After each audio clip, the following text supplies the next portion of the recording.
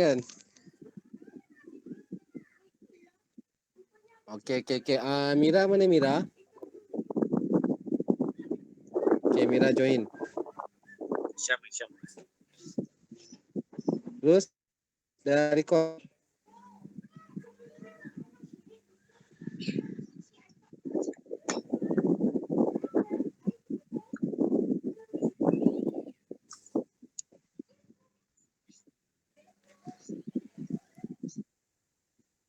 Tak maaf ya semua, masalah teknikal sikit. Okey, kejap. Mira buka slide, then kita teruskanlah, kita mula.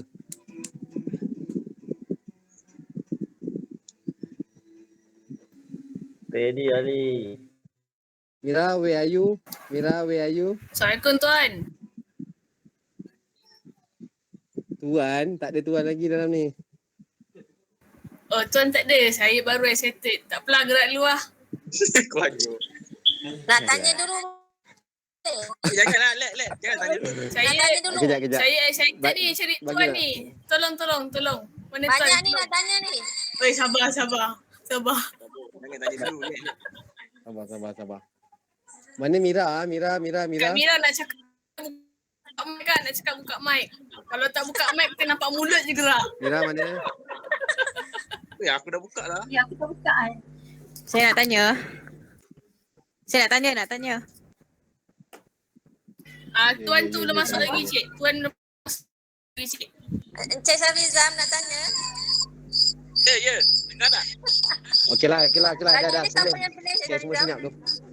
Apa? Tajuk ni siapa yang pilih? Kita orang sepakat. Wah, sepakat mau berkat kan. Tengok gambar cantik kan. Memang lah. Gambar moderator. Memang lah. Macam Okay, bismillahirrahmanirrahim. Assalamualaikum semua. Tuan nak masuk belum kau? Sekejap. Tuan tak ada Tuan lagi. belum masuk dah. Mana dengan tuan ni? Tuan dulu Ali. Sekejap. Tuan tengah ni. Tengah setting. Jom. Mira buka slide dulu. Oi, tak sangka boleh tahan ramai ni. Kami support Ali. Nanti korang... Wah, thank you. Ali. Tanya yang anak patung tergantung tu. Ali. Anak patung tergantung tu, tanya nanti. Buat je tu. Syam mana Syam?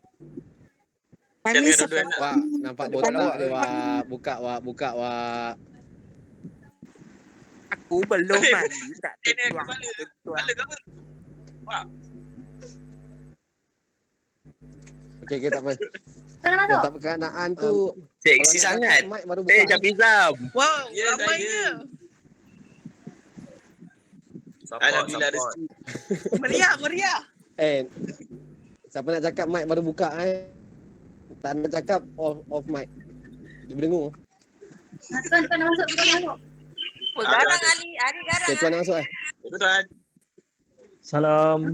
Tuan nak Betul masuk. tuan. Salam ya, hadir. Okey. Okey, baik tuan. Kita banyak tahu. Okey, saya mula record. Slide. Sekejap slide. Tuan. Wah, steady tuan. Assalamualaikum tuan. Salam. Ya.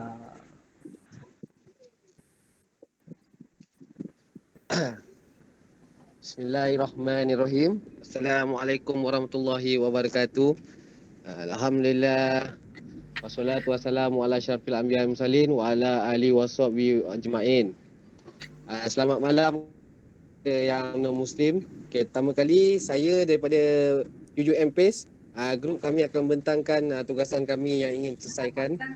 Okay, pertama kali saya mengenalkan panel penceramah kita, iaitu Tuan Inspektor Nur Hafiz Nabil bin Dizak Kefli. Jadi cik-cik tuan-tuan boleh panggil Tuan Nabil Okey, jadi saya akan terangkan sedikit mengenai grup kami ada 5 ahli kumpulan. Okey, jadi pada akhir ceramah nanti siapa nak soal tanya boleh soal Okey, minta tuan perkenalkan diri dulu tuan. Ramai nak kenal tuan ni. Tuan Nabil. Okey, baiklah. Terima kasih pengacara majlis. Assalamualaikum, selamat petang saya ucapkan kepada semua yang hadir dalam kita punya sesi sehari bersama PDRM ni. Saya Inspektor Nabil daripada bahagian siasatan jenayah IPD Melaka Tengah. Terima kasih untuk ruang yang diberikan kita pada malam ini.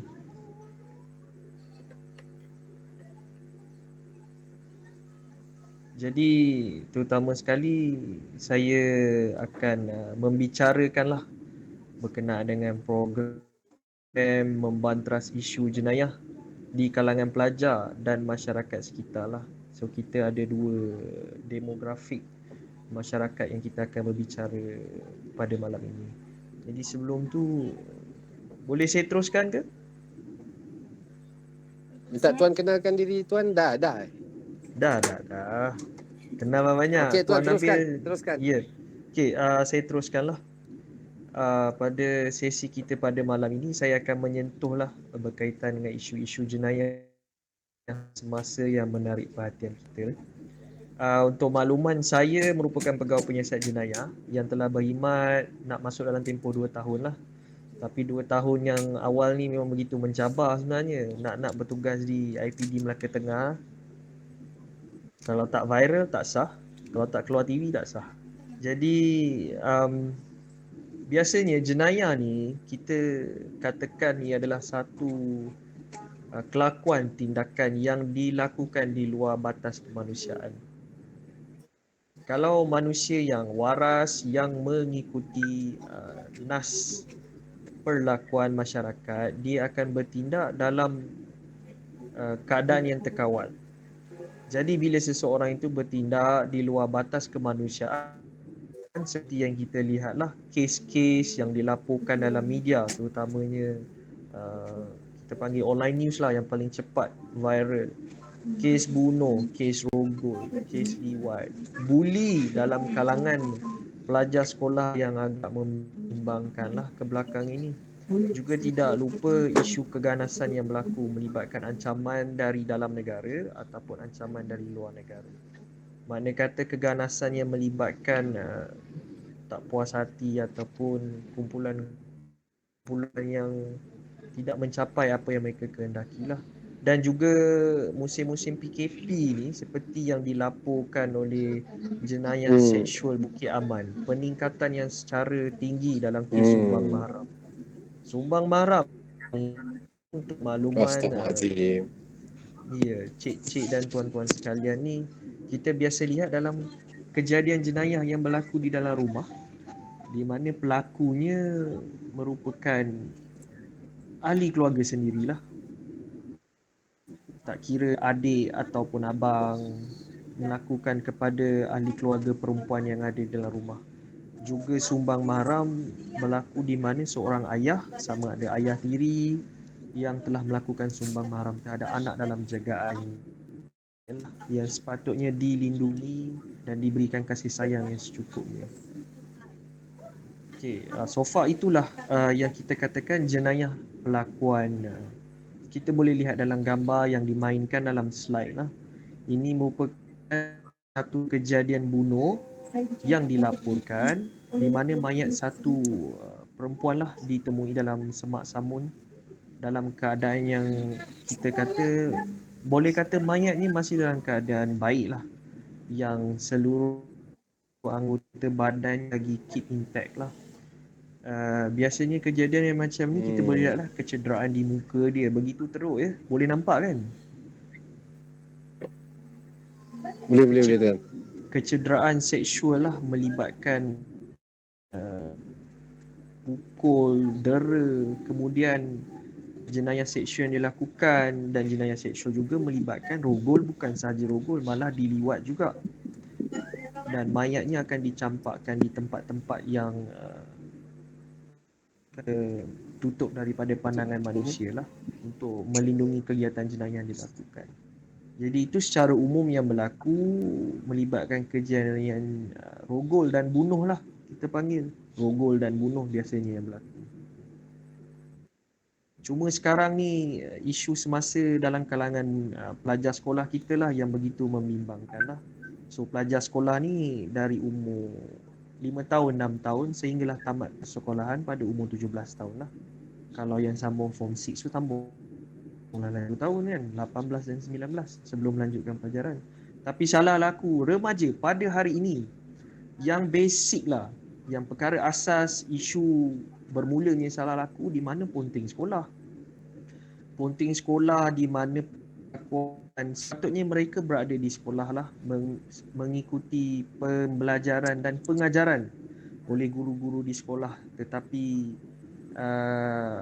pelajar-pelajar tersebut ni yang kita kata bermasalah lah, ambil tindakan untuk ponting sekolah dan terlibat dengan aktiviti-aktiviti di luar kawasan sekolah yang kita pun tidak pasti. Mungkin ada yang terlibat dengan gangsterism yang kemudiannya, jenayah kecil-kecilan, mencuri sebagainya.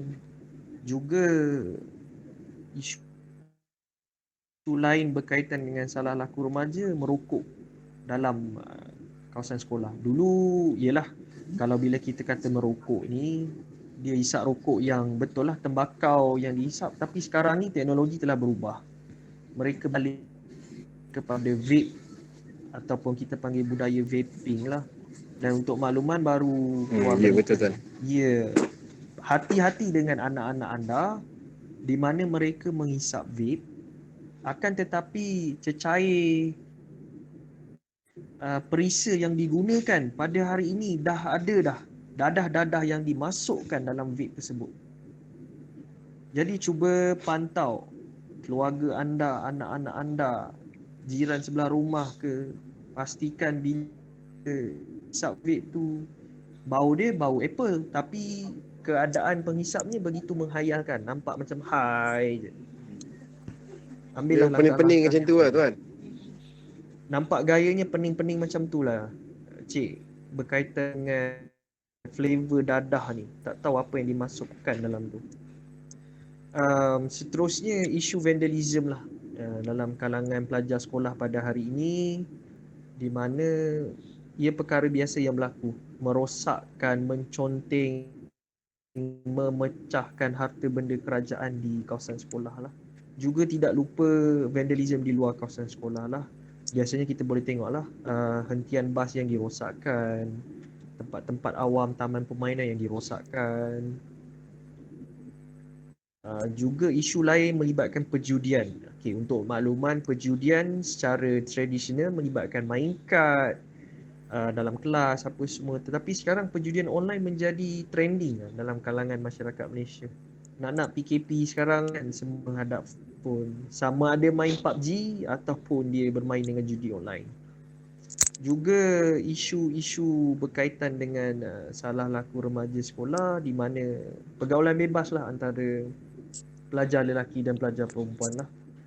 Dan ini agak membimbangkan lah, di mana kita akan melihat kejadian-kejadian yang tidak diingini seperti lahirnya anak luar nikah, bayi-bayi yang dilahirkan di tandas sekolah asrama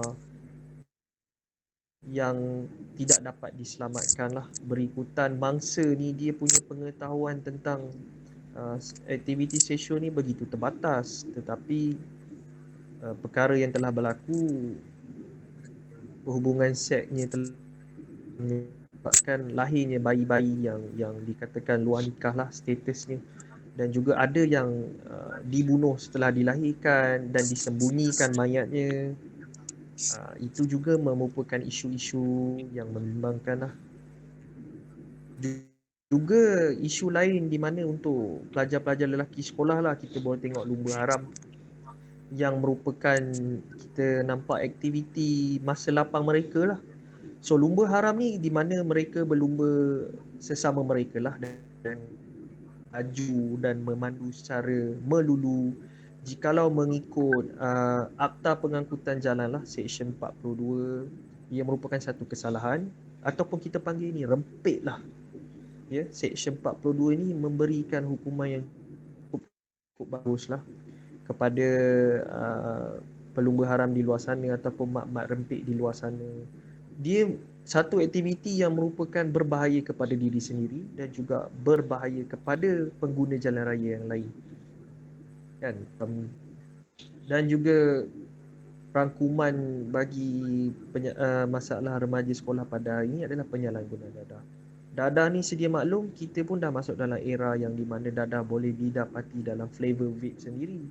Sebelum ini penyalahgunaan dadah secara tradisionalnya sebagai ais yang kita akan hisap, pil-pil yang kita ambil untuk goyang kepala lah, senang. Dan juga ubat-ubat penenang yang telah disalahguna dan telah jatuh dalam kategori penyalahgunaan dadah. Cuma Malaysia ni salah satu negara yang masih mengamalkan hukuman yang begitu beratlah penalti dia bagi penyalahgunaan dadah. Penyalahgunaan juga merupakan satu isu lah. 12.1 Akta Dadah Berbahaya di mana boleh dipenjara jikalau mengambil dadah di bawah penyalahgunaan yang tidak diselia oleh pakar-pakar perubatan yang sepatutnya. Jadi ia bukan satu alasan lah. Kalau nak ambil air ketum, saya nak tanya ni, cik-cik ni familiar tak dengan air ketum ni?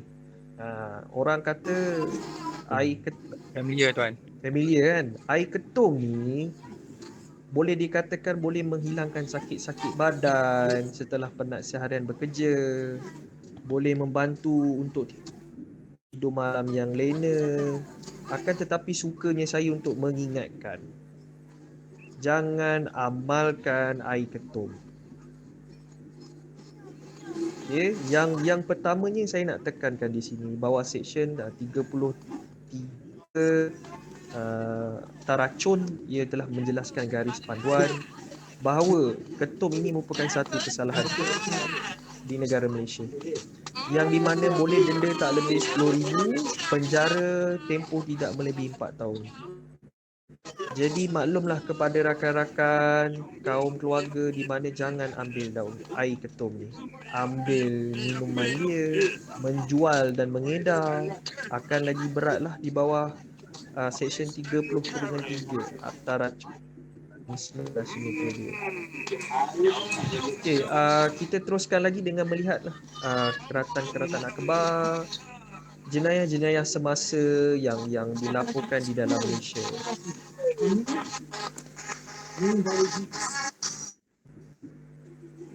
Okey, saya pastilah cik-cik, tuan-tuan, puan-puan ada melihatlah keratan akbar pada hari semalam beri 12 hari bulan Julai 2021 di mana pihak polis telah menurunkan satu objek yang dipercayai patung yang tertera tulisan kerajaan pembunuh lah di Jalan Tun Razak ataupun over MITC Aikro. Jadi sukanya saya untuk berkongsi di sini. Saya merupakan pegawai penyiasat lah untuk kes tu. Sebelum tu saya nak tanya dulu, ada tengok tak viral berita ni dekat social media? Siapa-siapa? Ada tuan, dah kecoh lah. Kecoh kan? Pegawai penyiasat dia pun dah pening dah ni. Okey, saya cerita sedikitlah berkenaan dengan kes ni. Apa yang saya boleh kongsikan setakat ini untuk maklumat anda semua. Kes ini disiasat di bawah seksyen 506 Kanun Kesesaan lah. Merupakan satu ugutan jenayah, dan juga seksyen 505B Kanun Kesesaan di mana menimbulkan kegusaran lah bagi golongan-golongan yang tertentu dengan tergantungnya patung yang tertera tulisan kerajaan pembunuh tersebut. Okey, isu ni agak panas sebenarnya berkaitan dengan keadaan pandemik COVID-19 yang pada hari ini kita mencatat peningkatan kes yang begitu tinggi. Akan tetapi kita masih dalam situasi lockdown. So ada yang rata-rata komen di social media mengatakan lockdown ini tidak berkesan, SOP yang lemah, sehingga rata-rata masyarakat ni kehilangan sumber pendapatan, kehilangan pekerjaan berikutan lockdown kita yang berterusan sehingga ke hari ini. Jadi terjadinya kes yang macam ini adalah merupakan satu simbolik lah, luahan hati dan perasaan netizen lah, kita kata netizen yang tidak berpuas hati dengan keadaan kerajaan yang mentadbir pada hari ini.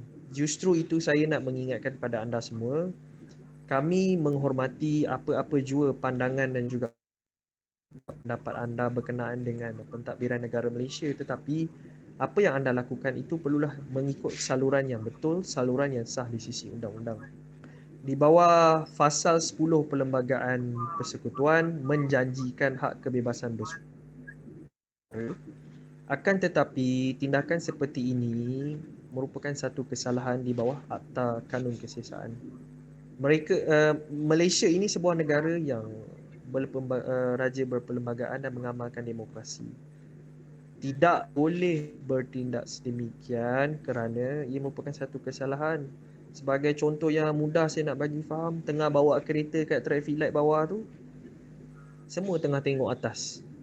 So siapa yang fokus pada pemanduan? Itu meletakkan diri pemandu dan penumpang dalam keadaan bahaya, juga menimbulkan bahayanya kepada penumpang-penumpang lain yang menggunakan jalan raya pada pagi yang sibuk itu tersebutlah.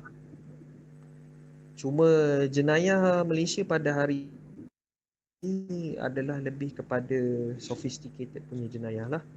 Jenayah-jenayah terancang lah. Juga dilihat kes yang saya sedang siasat ni, ia merupakan jenayah yang dirancang lah.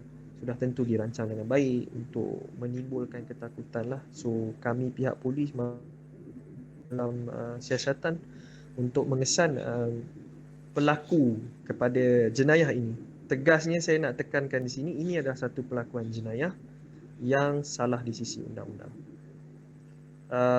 Berkaitan juga dengan kes ini, saya pasti mesti ramai yang antara yang hadir pada malam ini mempunyai soalan lah.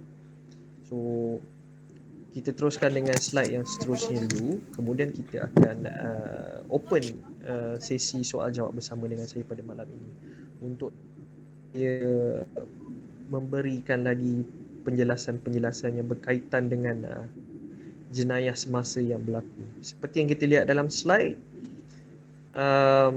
perkara yang melibatkan remaja sering kali mengambil tempat dalam akhbar-akhbar di Malaysia ini. Bunuh, pergaduhan yang sehingga mencetuskan kecederaan parah. Umum mengetahui kalau bergaduh secara ramai-ramai merupakan satu kesalahan di bawah Seksyen 147 Kanun Kesiasaan lah. Jikalau gaduh beramai-ramai tidak menggunakan senjata. Jikalau bergaduh beramai-ramai menggunakan senjata, kita akan buka Seksyen 148. Itu yang sampai kita terpaksa menggunakan pengangkutan Black Maria lah untuk membawa suspek ini ke balai untuk membantu siasatan. Jadi saya nak ingatkan di sini, kalau ada orang bergaduh tu, janganlah masuk campur.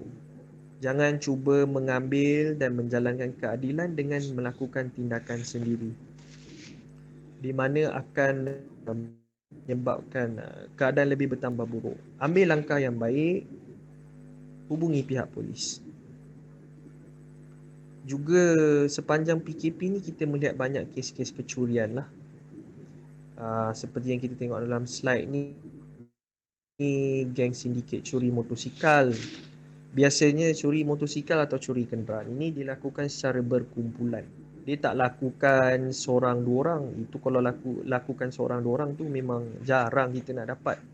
Biasanya mereka akan curi motosikal dan meleraikan bahagian-bahagian motosikal tersebutlah sebelum dijualkan kepada pihak-pihak pembeli di luar sana. Jadi elakkan terlibat dengan pembelian barang-barang yang tidak tahu kesahihan asal barang spare part yang anda beli. Anda juga boleh ditangkap dan didakwa di mahkamah kerana memiliki barang hasil curi ataupun memiliki barang hasil samun. Kita memang niat nak beli spare part online, kedai-kedai online yang tawarkan dekat Facebook, betul tak? Sekarang semua benda online, betul tak?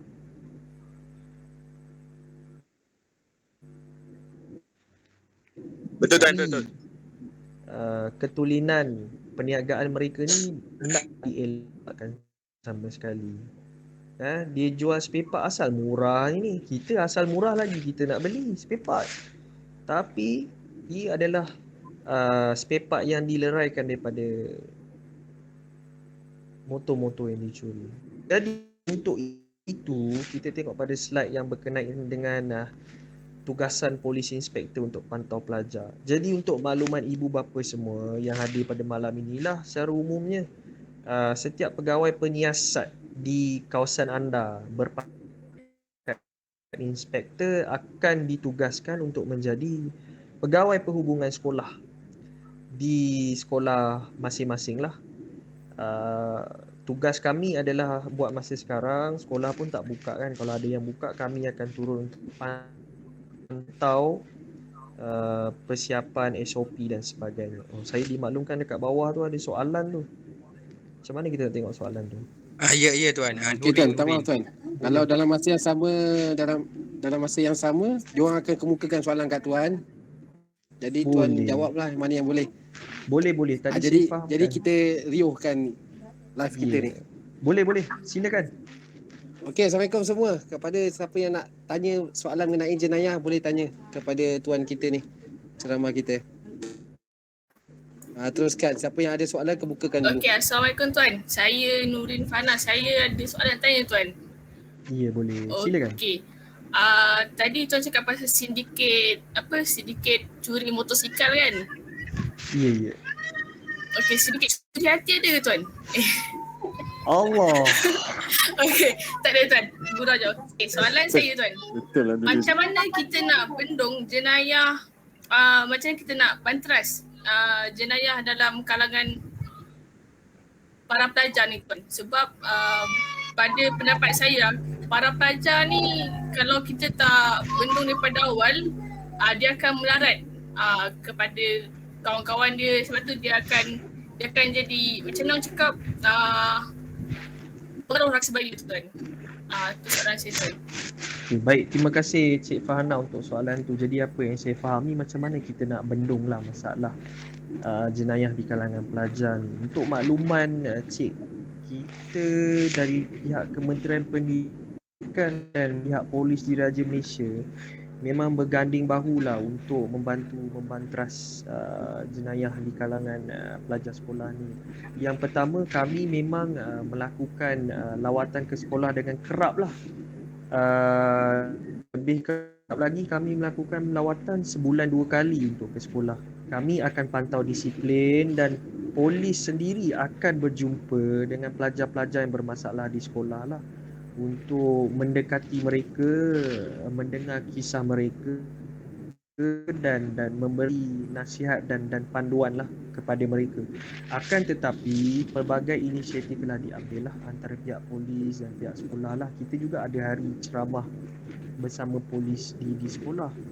Kita cuba untuk membantu, tetapi perkara asas kepada isu masalah jenayah dalam kalangan pelajar ini bermula di rumah. Polis dan sekolah hanya membantu ketika waktu sekolah sahaja. Tetapi bagi pihak polis, kami sedia membantu di luar waktu sekolah. Kami juga menempatkan anggota-anggota rondaan kami lah, seperti cik-cik yang ada dalam classmate Cik Farhana ni, mereka pun terlibat dengan rondaan di kawasan-kawasan hotspot lah untuk membendung. Kita cuba elak dari benda tu untuk jadi, tapi pilihan untuk benda tu terjadi adalah daripada tindakan-tindakan pelajar sekolah itu sendiri sebenarnya. Jadi saya harap saya boleh menjawablah sebaik mungkin untuk persoalan kepada cik. Sebab kita tak boleh menghalang orang itu untuk melakukan sebarang pelakuan aktiviti. Kita cuma boleh membantu untuk menyekat dengan melakukan rondaan, lawatan, sesi-sesi khidmat masyarakat antara polis dan pelajar sekolah. Okey, ada soalan lain? Okey. Terima kasih kepada Cik Farhana kita. Jadi yang pada cik-cik tuan-tuan ada soalan lain nak kemukakan, Cik Amirul boleh bertanyakan soalan? Kalau nak tanya Cik Akmal. Tanya je apa-apa, kita santai-santai je malam ni. Assalamualaikum.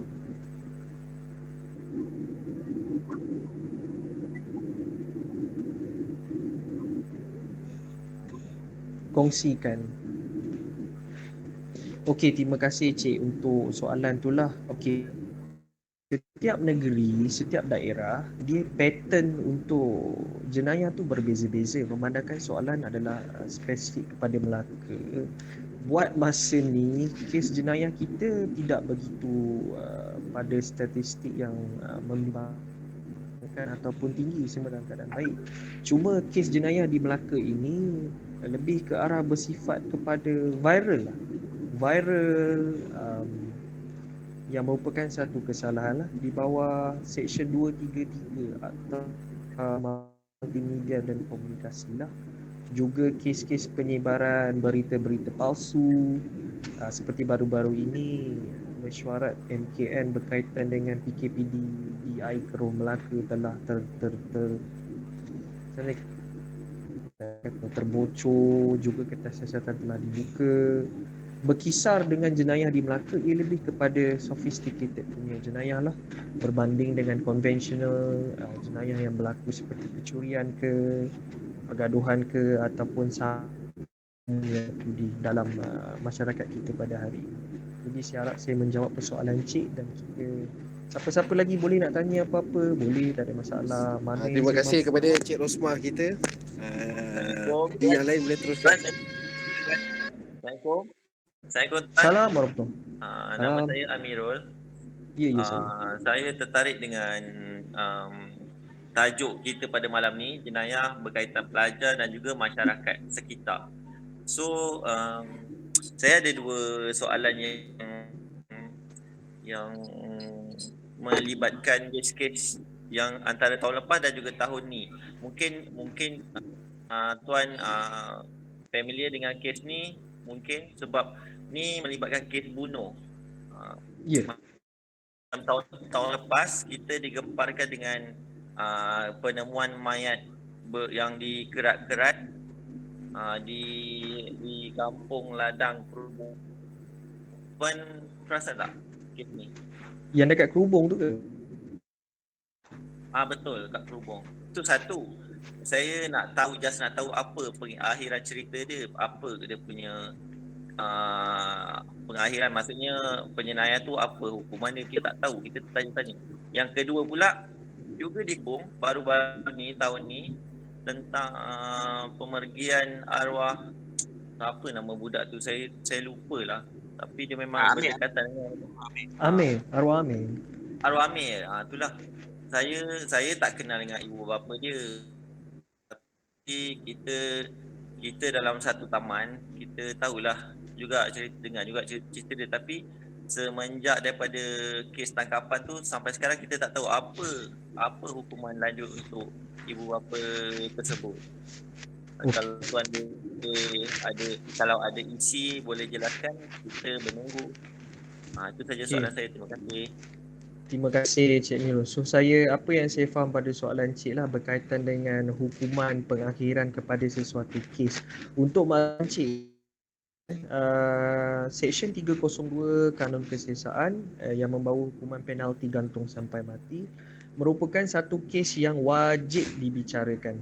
Wajib dibicarakan bermakna tertuduh ataupun pesalah akan diperintah oleh mahkamah untuk membela diri sehingga muktamadnya kes tersebut, di mana pesalah tersebut dijatuhkan hukuman mati. Jadi perkara asas untuk kami di Polis Diraja Malaysia adalah pembuktian dalam pendakwaan kes yang telah dilakukan di mahkamah. Cumanya nak kata dijatuhkan hukuman gantung sampai mati, ia akan mengambil masa. Terutama sekali proses perbicaraan yang akan mengambil masa bertahun-tahun lamanya, di mana semua bukti-bukti dakwaan akan ditelitilah oleh pihak-pihak pendakwaan dan juga pihak-pihak pembelaan yang berlaku dalam prosedur mahkamah. Dan apabila hukuman gantung sampai mati dijatuhkan setelah habis perbicaraan, barulah kita akan proceed untuk hantar ke penjara untuk menunggu waktu-waktu yang sesuai, waktu-waktu yang diputuskan oleh mahkamah lah ataupun pihak penjara bila yang sesuai untuk dijatuhkan hukuman gantung sampai mati. Makna kata kalau pun dah jatuh hukuman gantung sampai mati, tak bermakna hari ini dia dihantar di penjara Sungai Udang sebagai contohnya, tidak mustahil gantung sampai mati dia akan dilakukan pada hari besok ataupun lusa. Dia akan ambil masa bertahun-tahun, sama ada pihak keluarga ataupun pihak pesalah itu sendiri akan membuat permohonan kepada mahkamah untuk disemak semula keputusan ataupun dimohon pengampunan daripada pemerintah tertinggi negeri ataupun negara, sama ada permohonan pengampunan daripada Yang di-Pertuan Agong, juga faktor-faktor yang diambil kira lah sebelum seseorang itu dilaksanakan hukuman gantung sampai mati. Cuma pihak polis akan melengkapkan siasatan dan melakukan pertuduhan di mahkamah. So, time frame daripada dijatuhkan hukuman gantung sampai mati sehingga dilakukan perintah mahkamah tersebut juga mengambil masa lah untuk dibuat. Dan untuk orang Islam lah, contoh saya kongsikan lah, kita waktu subuh tu biasanya hari Jumaat lah pagi baru dilaksanakan hukuman gantung sampai mati lah kalau saya tak silap. Dan juga untuk non-Muslim dia ada hari-hari dia jugalah. Kita ada prosedur yang kita perlu patuhi, peruntukan undang-undang yang perlu dilaksanakan seperti yang ditetapkan. Jadi saya harap saya menjawab persoalan Cik Amirul lah. Okey, terima kasih banyak tuan. Terima kasih tuan. Dan terima kasih padan. Cik Mirul kita. Jadi yang lain boleh kemukakan soalan yang mana nak bertanyakan.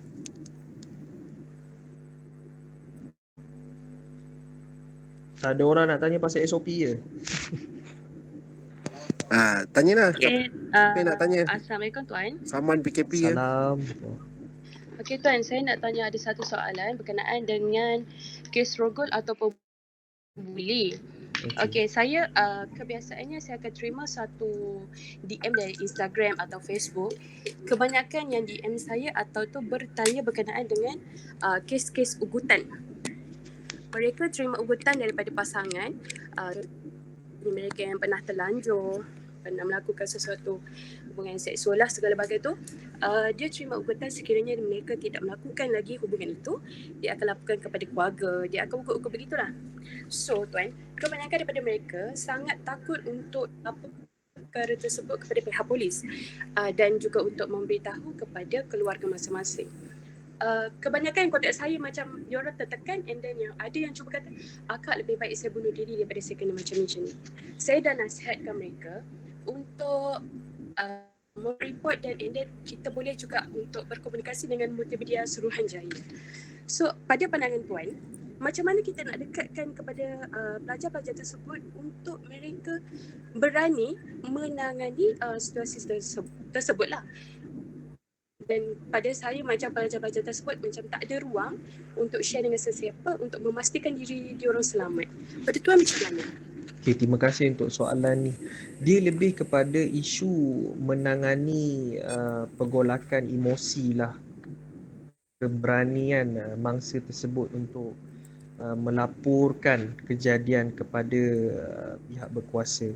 Jadi untuk sedia maklum, kami di pihak polis ini kalau nak terima kes-kes sedemikian, kita ada jabatan jenayah D11 tau, jenayah seksual, yang begitu pakar dalam mengendalikan kes-kes yang berkaitan dengan rogol yang terlindung daripada pandangan, dan juga terutama sekali dilema yang dilanda oleh mangsa tersebut.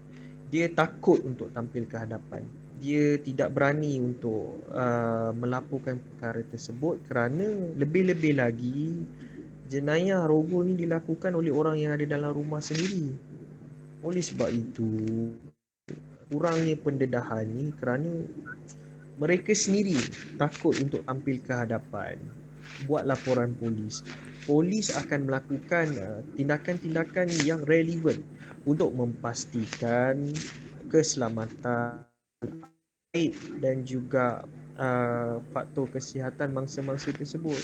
Kami menunggu untuk masyarakat tampil ke hadapan melaporkan kes-kes yang berlaku dan juga mangsa itu sendiri tampil. Kami memandang serius hal berkaitan dengan jenayah seksual yang berlaku di negara Malaysia kerana kita lebih bersedia untuk menangani isu-isu tersebut di masa yang mencabar ini. Jangan risau, jangan bimbang. Nasihatkan kepada mereka tampil di hadapan laporan polis Dan semasa untuk membuat laporan polis tersebut, jikalau anda tidak mahu dirakamkan laporan polis tersebut oleh anggota polis yang berlawanan jantina, anda boleh maklumkan di kaunter aduan balai. Juga anda boleh minta ruangan tertutup untuk membuat laporan polis tersebut. Cuma maklumkan saja kepada anggota-anggota dan juga pegawai yang ada di kaunter aduan balai. Saya pasti mereka tertanya-tanya adakah report ini akan didengar oleh orang lain semasa laporan polis dibuat. Anda boleh tampil dan minta untuk diambil laporan polis anda di ruangan yang tertutup oleh anggota atau pegawai polis yang berlainan jantina. Itu memang boleh bagi kerja samalah untuk memastikan mangsa berada dalam keadaan selesa dan selamat untuk membuat laporan polis. Juga tindakan susulan yang diambil oleh pihak polis untuk memastikan identiti kerahsiaan mangsa tersebut. Tapi itulah, kami pihak polis ni sedia je untuk berkhidmat untuk masyarakat. Okey, saya faham Tuan. Okey, bersangkutan dengan kes tu, bagaimana untuk kita membantu mangsa sekiranya mangsa masih enggan membuat tetapi dia mengadu kepada kita yang bahawa dia diperlakukan berkali-kali hubungan seks ataupun apa-apa sebarang jenayah terhadap diri dia. Adakah kita sebagai pendengar boleh membuat aduan bagi pihak mangsa untuk dia ambil yang selanjutnya kerana sikap takut itu? Okey, terima kasih atas soalan tu. Asas dia untuk pihak polis macam ni. Selagi tidak ada laporan polis dibuat, pihak polis tidak dapat memulakan siasatan. Yang pertama adalah lebih baik mangsa itu sendiri tampil untuk membuat laporan polis. Yang kedua, jikalau dimaklumkan oleh mangsa tersebut yang dia tidak berupaya untuk tampil melakukan laporan polis tersebut, oleh yang demikian boleh je minta bantuan orang yang dipercaya tu untuk melakukan laporan polis. Akan tetapi perlunya untuk difikirkan, betul-betul ke dia ni memang tak boleh tampil untuk ke balai polis membuat laporan polis. Sebab kita laporan polis ni kebiasaannya adalah mangsa tu adalah pengadu dalam laporan polis. Tapi kalau maklumat disalurkan kepada pihak yang ketiga lah, pastikan keadaan ataupun situasi mangsa tersebut tu betul-betul tak dapat nak keluar buat report, baru kita boleh tolong. Sebab nanti kalau naik mahkamah, orang yang tolong buat report tu akan naik sekali untuk perbicaraan. So lebih baik dinasihatkan yang sedemikian. Hadir ke balai polis, walau macam mana cara sekalipun, polis akan memberikan perlindungan kepada mangsa-mangsa tersebut lah. Berlandaskan peruntukan di bawah perlindungan saksi ataupun memangsa lah, ditempatkan di tempat yang lebih selamat. Itu nasihat yang terbaik sebenarnya. Cari masa ruang yang sesuai untuk melakukan laporan polis. Melainkan dah terdesak sangat baru minta tolong orang yang dipercaya untuk membuat laporan polis. Jadi saya harap saya dapat merungkaikanlah sikit kerumitan untuk persoalan yang diberikan sebentar tadi. Okey. Baik Tuan, Terima kasih Tuan, dan terima kasih juga Puan Nasuha bertanyakan soalan. Panjang juga soalan tu. Okey, yang lain boleh kemukakan soalan. Siapa yang nak bertanya mengenai jenayah? Okey, saya ikut Tuan. Assalamualaikum Saya warahmatullahi ada satu soalan Tuan. Ya. Okey, soalan ni berkaitan dengan Melaka, isu Melaka Tuan. Saya tanya Tuan, berapakah patusan indeks jenayah rogol di negeri Melaka Tuan? Adakah membimbangkan atau kurang? Oh, indeks jenayah rogol di Melaka spesifik soalan tu. Okey. Sepanjang pengetahuan saya, Melaka ni masih dalam keadaan yang tidak menjadi isu lah untuk dibimbangkan. Ia memang berlaku, kita tak dapat nafikan. Cuma kadar peratusan dia tidak begitu orang kata, Melaka macam ni ke? Oh tidak. Jenayah tetap berlaku, peratusan itu pasti ada turun dan naiknya. Cuma dari segi jenayah di Melaka, keadaan baik dan terkawal. Dan pasti kita akan mengambil tindakan yang tegas terhadap pesalah laku untuk jenayah rogol lah, terutama sekali bawah umur ni. Lagi cepat kita nak selesaikan. Ya. Tuan, terima kasih Tuan atas penjelasan Tuan.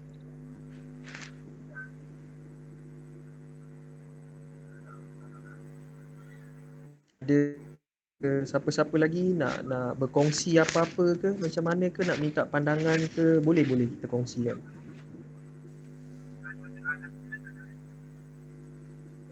Okey, siapa nak tanya soalan?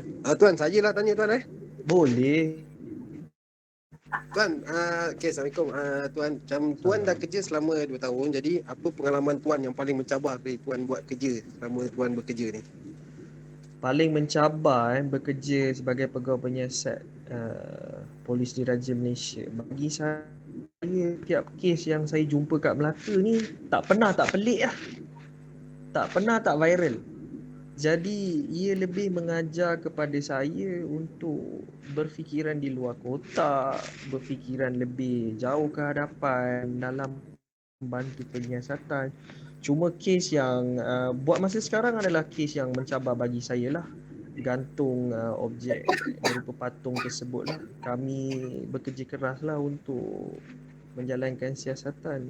Dia setiap kes ni dia ada unik dia, ada menarik dia sebenarnya. So kita tak dapat nak gambarkan perasaan yang mana satu yang paling shock. Kes bunuh pun shock.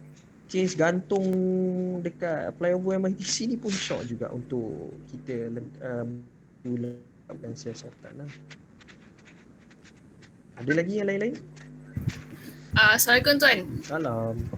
Okey, manakan Ali tadi dah tanya pasal patung tu kan?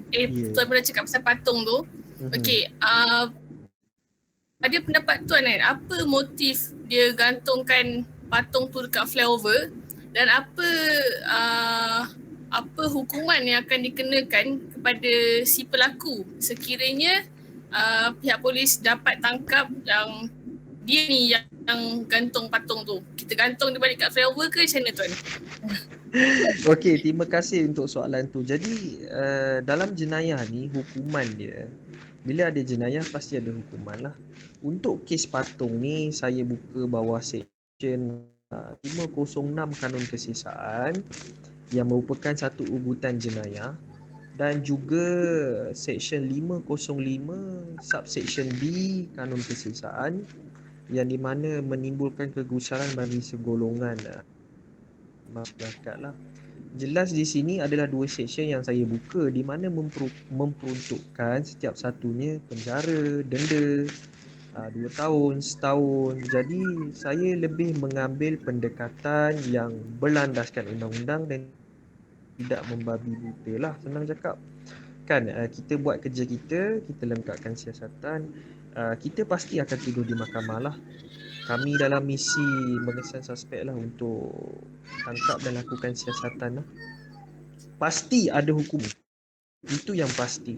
Penjara, denda, dan juga bergantung kepada budi bicara yang arif lah di mahkamah untuk memberikan hukuman yang setimpal. Memandangkan jenayah yang dilakukan ini menarik perhatian ramai di Malaysia dan juga jelas menunjukkan ugutan yang memberikan satu perasaan takut atau gentar lah kepada golongan-golongan yang terkesan lah dengan patung tersebut lah. Ada soalan lain? Tuan, misalnya kalau dapat orangnya yang siapa yang buat tu misalnya tergolong dalam golongan politik, macam mana tu tuan? Tindakan kita dengan politik tahulah kan. Okey, dia macam ni, untuk pembuktian siasatan untuk mendakwa seseorang itu perlukan laku dengan cara yang diperhalusi lah dari sudut undang-undang. Tapi sedia maklum, sepanjang saya berkhidmat di Melaka Tengah ni, saya tidak akan tunduk lah dengan tekanan-tekanan politik ke apa ke tak. Saya buat kerja saya. Jadi lebih baik saya berkhidmat kepada masyarakat berlandaskan peruntukan undang-undang, dan saya harap saya tidak jadi mangsa lah. Kalau benda tu jadi sekalipun, tak tahu jadi ke kita pun tak tahu siapa. Mungkin budak-budak nakal kan. Kita dalam siasatan perlu berfikiran secara kritis lah.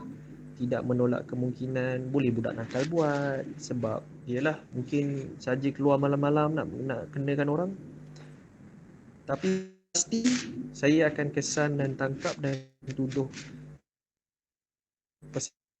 masalah tersebut di mahkamah lah, insya-Allah lah kalau kes ini berjaya diselesaikan. Yes, terima kasih banyak tuan atas jawapan tu. Jadi kepada cik-cik tuan-tuan nak kemukakan soalan. Cik Bebes, Cik Syafiq, Borhan, mana keluaran soalan-soalan yang nak bertanya?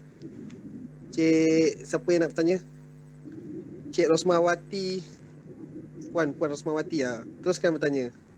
Saya Cik tengok Badrul Hisham muka ada Cik nak Badrul tanya? Hisham tu macam ada sesuatu dia nak tanya tu. Daripada okey. tadi dia macam ada sesuatu dia fikir tu.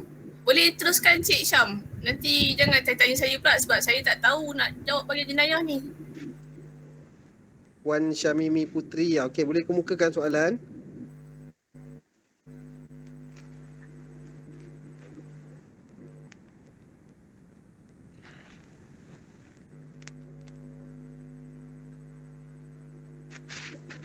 Assalamualaikum tuan. Assalamualaikum warahmatullahi. Saya Eja nak tanya lah. Ya saya. Saya tak faham macam budak-budak sekolah ni hidugam. Okey. Macam hidugam ni dia bukan katakan dadah ke ganja ke ketum ke. Tapi macam mana dia akta dia macam ataupun kalau dia kena tahan apa dia punya tindakan macam tu lah. Okey, isu hidugam ni ia merupakan satu kelemahan tau dalam undang-undang negara Malaysia kita. Kita tak begitu orang kata agresif dalam menangani isu hidugam ni. Sebab ia lihat sebagai satu kemungkinan lah. Kita tak sampai tahap untuk gubal undang-undang yang agresif lah untuk menangani masalah hidugam ni. Habis-habis pun kalau kena tahan pun yang dah hisap gamnya pun dah short dah. Ia begitu cepat untuk merosakkan sel-sel otak sehingga mengganggu kewarasan seseorang tersebut dan menyebabkan ketagihan yang melampau-lampau. Dan jelas di situ saya memang bersetuju masalah takrifan undang-undang berkaitan dengan isu hidugam ni kita masih lagi ketinggalan di belakang lah. Jadi ini isu yang perlu dibawa oleh lagi berkenaan lah tentang gubalan undang-undang berkenaan dengan masalah ini. Kami di pihak polis cuma mengimplementasikan sahaja peruntukan undang-undang yang ada lah bersesuaian dengan kes-kes yang kami siasat. Dan saya memang bersetuju dengan Cik lah, kita macam tak begitu agresif lah dalam kes hidugam punya gejala ni. Kita masih lagi ketinggalan di belakang. Okey, boleh ada soalan terakhir?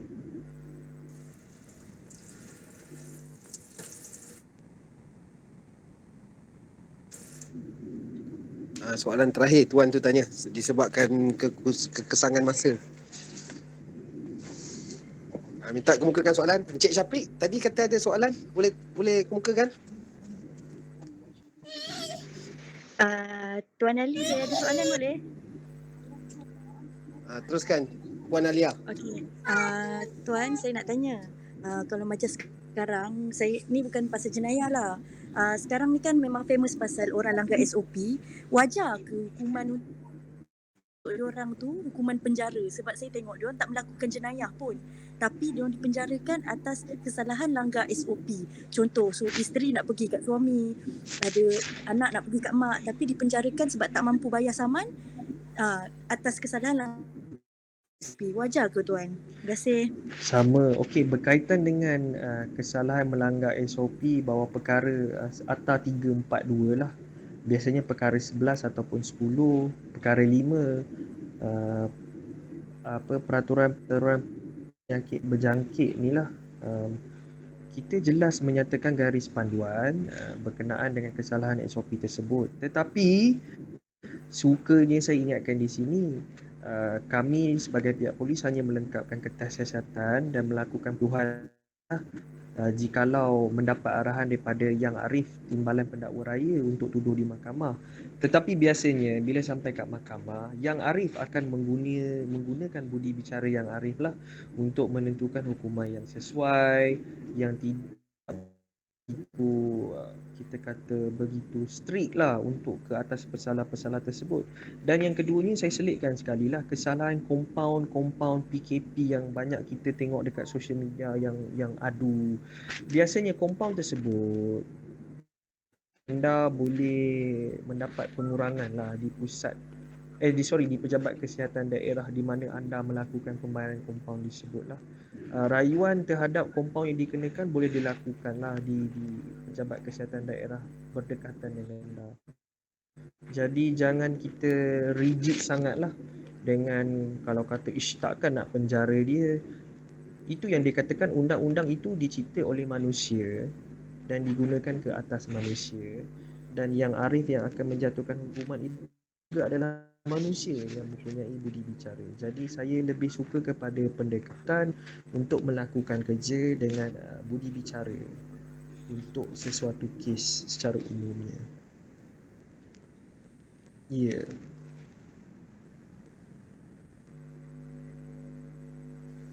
Terima kasih banyak Tuan jawabkan soalan tu. Sama-sama. Okey, jadi ada yang lain nak kemukakan soalan atau kita tutup di sini saja? Kalau ada teruskan soalan boleh bertanya sebab Tuan ni sporting. Jangan risau, dia akan jawab semua soalan anda. Aduh. Assalamualaikum, saya nak tumpang tanya ke? Boleh. Okey, macam ni saya nak tanya. Macam mana saya nak mulakan Cerita Okey, je. berkenaan dengan pelanggaran SOP. Okey, pelanggaran SOP contohlah sekarang ni kebenaran untuk makan di kedai tak dibenarkan. Okey, so kita ada option untuk makan di mana-mana lah, maksudnya dalam kereta ke, bawah pokok ke. So, saya ada berlaku dua situasi yang mana di tempat yang sama, hari yang berbeza. Hari pertama, saya duduk di tempat situ, saya makan macam biasa. Ada pihak polis datang, and then dia tegur. Lepas tu dia pun jalan lah. And then another one is, dia datang, and dia halau saya. Jangan duduk situ. Padahal tak ada orang lain dekat situ, saya seorang saja. So, saya nak tanya, kenapa ada perbezaan pelaksanaan SOP berkenaan? Terima kasih. Sama kecik. Saya menjawab persoalan cik ni untuk satu soalan yang saya boleh katakan agak sensitif lah. Kita sebagai anggota polis, pegawai polis yang bertugas di lapangan juga boleh dikatakan berada dalam situasi yang kita kata nak buat kerja ni serba salah tau. Nak kata perbezaan pelaksanaan SOP hari ni okey, besok tak okey. Adakah lebih baiknya kalau daripada asasnya kita tidak dine dekat luar? Sebab kerajaan sendiri, MKN dah jelaskan tiada aktiviti luar ataupun sosial di luar tempat-tempat yang lebih baik kita berada di rumah. Tujuan utama pelaksanaan SOP kita ni adalah untuk berada di rumah, dan jikalau perlakuan aktiviti yang berada di luar premis, makan di tempat-tempat, kita bimbang. Ya, memang betul tak ada orang, kita bimbang ia akan menjadi satu ikutan tau. Geng tu ada lepak makan lah, polis biar je. Jadi dia jadi mainlah. So ini secara umumnya dia akan memberi satu persepsi bahawa longgarnya dekat sini, ketatnya dekat sini. Jadi lebih baik kita sendiri mengambil jalan inisiatif utama untuk patuh kepada SOP ini, supaya tidak berada di luar tanpa tujuan ataupun sebab-sebab yang munasabah lah untuk berada di luar. Sebab memang tujuan PKP lockdown kita ni untuk kita berada di rumah. Sebab tu kita pengguna hashtag kita jaga kita, hashtag kita semua frontliners. Itu mengingatkan kepada kita punya peranan sendiri untuk memutuskan rantaian penyakit pandemik COVID-19 tu sendiri. Jadi saya nak ingatkan jugalah cik-cik, tuan-tuan, puan-puan semua yang ada pada malam ini, inisiatif untuk putuskan rantaian COVID-19 ini adalah bermula dengan kita. Sejauh mana kita boleh menyumbang untuk negara kita sebelum kita terlibat dengan kesalahan-kesalahan yang melanggar SOP ataupun kita diberikan amaran atau peringatan oleh pihak polis. Kami bertungkus lumus untuk memastikan putusnya rantaian COVID-19 ni. Tak cuti daripada tahun lepas lagi. Itulah sebagai salah satu contoh dan kesian juga dekat frontliners lain yang terlibat. Secara umumnya kita kategorikan anda semua, kita semua adalah frontliners. Itu daripada saya. Oh, terima kasih banyak Tuan. Kemukakan jawapan yang terbaik sekali. Sama-sama. Okey. Okey, jadi yang cik tuan-tuan puan-puan, ada lagi nak teruskan soalan? Kalau tak ada, saya boleh tutup lah ceramah kita, sesi temu bual malam ni. Kalau ada soalan, kita bukakan lagi kepada yang nak bertanyakan soalan. Jelas. Okey, jelas Semuanya jelas. Baik, korang Terima kasih, kerjasama. Terima kasih banyak. Kerjasama anda amat dihargai. Okey, kalau macam tu, saya daripada grup kami ingin mengucapkan ribuan terima kasih banyak-banyak kepada tuan-tuan, puan-puan, cik-cik semua yang sanggup berkongsi soalan-soalan dan sudi mendengar apa yang Puan Nabil kita ceramahkan, terangkan tadi sedikit mengenai jenayah. Okey, dengan itu saya ucapkan juga ribuan terima kasih kepada Tuan Nabil kita. Tuan, terima kasih Tuan. Sama-sama. Saya rasa di peluang yang baik lah untuk bersama dengan masyarakat netizen lah. Banyak persoalan sebenarnya tu. Harap saya dapat rungkaikan dengan baik lah. Itulah, harap diorang faham dengan sepenuhnya. Okey, tadi tak ada apa. Terima kasih banyak ya Tuan. Okey, yang lain pun terima kasih banyak-banyak. Sekian wabillahi taufik wal hidayah. Wassalamualaikum warahmatullahi wabarakatuh. Pada siapa yang nak, boleh PM tepi nak tanya lagi. Okey Tuan, terima kasih banyak Tuan. Yang lain terima kasih banyak-banyak. Okey, siapa yang nak left tu boleh left dulu. Terima kasih.